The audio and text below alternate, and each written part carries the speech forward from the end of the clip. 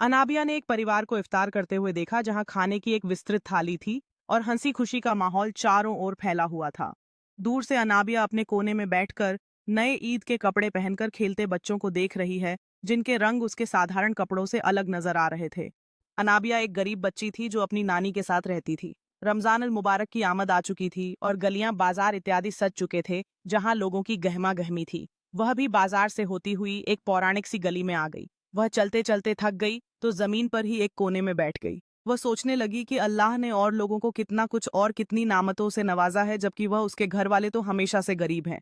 अनाबिया अब प्रेरित महसूस कर रही थी। उसने उठकर अपने कपड़ों से धूल झाड़ी और उसके आंखों में एक दृढ़ संकल्प चमक रहा था जब वह अपने कोने से बाहर निकालने की तैयारी कर रही थी। फिर वह फिर से बाजार में चलती है। उसके चेहरे पर एक छोटी सी मुस्कान है, क्योंकि वह चारों ओर की रंग बिरंगी सजावट और त्योहार का माहौल देख रही है। अनाबिया एक खाने के स्टॉल के पास पहुंचती है जहां एक नेक विक्रेता उसके लिए मुस्कुराते हुए एक मिठाई पेश करता है। रमजान के दौरान उदारता का प्रदर्शन कर रहा है। अनाबिया का हाथ मिठाई स्वीकार करने के लिए बढ़ता है। उसकी आंखों में आश्चर्य और आभार का मिश्रण है जब वह अजनबियों की दयालुता का एहसास करती है। वह उन्हीं सोचों में गुम थी कि एक बारिश बुजुर्ग वहां आए। उन्होंने अनाबिया को परेशान और उदास देखा तो पूछा कि बेटी, इतने बबारकत और मुकद्दस महीने में क्यों उदास हो। उसने सारी बात बुजुर्ग को बताई। बुजुर्ग अनाबिया को एक ऐसी जगह ले गए जहां लोग उससे भी अधिक मफलसी और गरीबी की जिंदगी गुजार रहे थे। जब अनाबिया ने उस गरीब बस्ती को देखा तो उसकी आंखें भर आईं। उसने महसूस किया कि असली खुशी और संतोष किसमें है। बुजुर्ग ने बताया कि यह लोग अपने छोटे छोटे सुखों में कैसे खुश रहते हैं। अनाबिया ने ठान लिया कि वह इन लोगों की मदद करेगी और अपनी सारी संपत्ति बांट देगी। अनाबिया ने बच्चों को देखकर मुस्कुराने की कोशिश की और उनके साथ खेलने लगी। उसने उन बच्चों के साथ अपनी स्नैक्स बांटी, जिससे उनके चेहरे पर खुशी आई। बुजुर्ग ने देखा कि अनाबिया अपनी पहली बार देखकर कितनी खुश है और उससे बहुत गर्व महसूस हुआ। इस पल ने अनाबिया के दिल में एक नया उद्देश्य जगा दिया। अनाबिया ने समुदाय में एक छोटी सी सभा का आयोजन किया जहां उसने गरीब परिवारों के लिए खाना और कपड़े वितरित किए।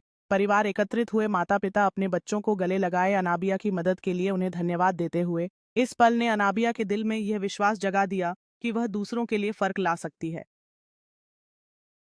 जब अनाबिया ने उनसे बात की तो उसे पता चला कि वे सब इस गरीबी के बावजूद भी खुश थे और हर हाल में अल्लाह का शुक्रिया अदा करते नहीं थकते।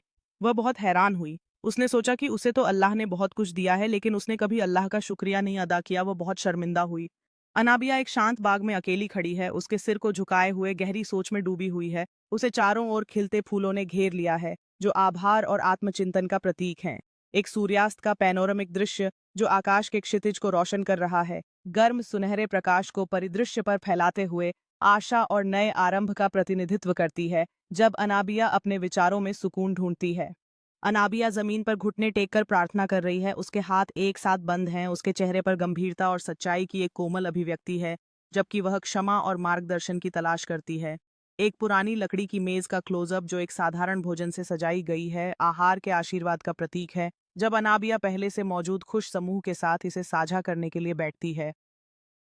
यदि आपको भी लगता है कि आभार, संतोष और धैर्य जैसे भाव आज के दौर में और अधिक महत्वपूर्ण हो गए हैं, तो इस वीडियो को दूसरों तक पहुंचाएं। शायद आपकी एक शेयर किसी और अनाबिया के दिल को रोशनी दे जाए। यदि आपको ऐसी और प्रेरणादायक कहानियां सुनना पसंद है तो लाइक करें, साझा करें और हमारे चैनल को सब्सक्राइब करना न भूलें, ताकि भविष्य में भी आत्मा को छू लेने वाली कहानियां आप तक पहुंचती रहें। अल्लाह हमें हर हाल में आभारी बंदा बनाए। आमीन। आभार का यह त्योहार दोस्तों और परिवार के साथ मिलकर मनाया जाता है। हम सभी को एक दूसरे के प्रति आभारी होना चाहिए, जो हमें समर्थन और प्रेम देते हैं। ये केवल खाने की बात नहीं है, बल्कि एक दूसरे की उपस्थिति में खुशी खोजने की बात है। याद रखें, हर छोटी चीज के लिए आभारी रहने से जीवन में सकारात्मकता आती है। इस तरह हम सब मिलकर एक दूसरे के साथ सुखद यादें बना सकते हैं। इस समय का महत्व समझना जरूरी है जब हम अपने प्रियजनों के साथ समय बिताते हैं। जब हम एक दूसरे के साथ होते हैं तो हम जीवन की सरल खुशियों का जश्न मनाते हैं और उस स्थायी संतोष को पाते हैं जो केवल आभार से आता है। ऐसे क्षण हमें याद दिलाते हैं कि वास्तविक समृद्धि हमारे संबंधों में है। जब हम धैर्य दिखाते हैं और छोटी छोटी बातों का मोल समझते हैं तो हम अपने जीवन में और भी खुशियां जोड़ते हैं।